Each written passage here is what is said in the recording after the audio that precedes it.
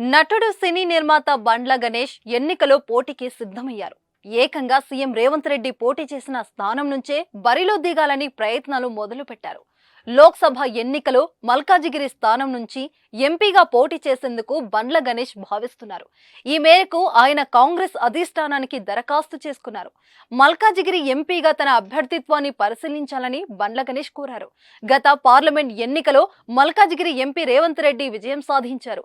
ఇటీవల కొడంగల్లో ఎమ్మెల్యేగా రేవంత్ రెడ్డి గెలిచిన తర్వాత మల్కాజిగిరి ఎంపీ పదవికి రాజీనామా చేశారు. తేజస్ అకాడమీ స్థాపించిన 12 సంవత్సరాల్లో 1918 డిఫెన్స్ ఉద్యోగాలతో పాటు ఇంటర్లో రాష్ట్ర స్థాయి మార్కు సాధించి తెలంగాణ నెంబర్ 1 గా నిలిచిన తేజస్ చేస్తే విజయావకాశాలు ఎక్కువగా ఉన్నట్లు భావిస్తున్న కొందరు కాంగ్రెస్ నేతలు ప్రయత్నాలు చేస్తున్నారు. టికెట్ కోసం లాబింగ్ కూడా మొదలు పెట్టేశారు. ఇప్పుడు వారి సరసన బండ్ల గణేష్ కూడా చేరడం ఆసక్తి రేపుతుంది.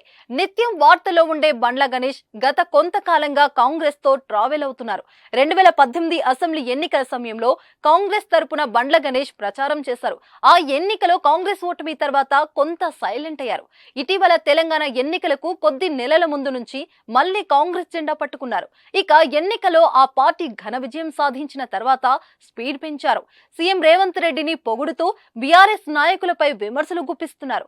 ఈ క్రమంలోనే బండ్ల గణేష్ కు కాంగ్రెస్ ఏదో ఒక పదవి ఇవ్వనుందని ప్రచారం సాగింది.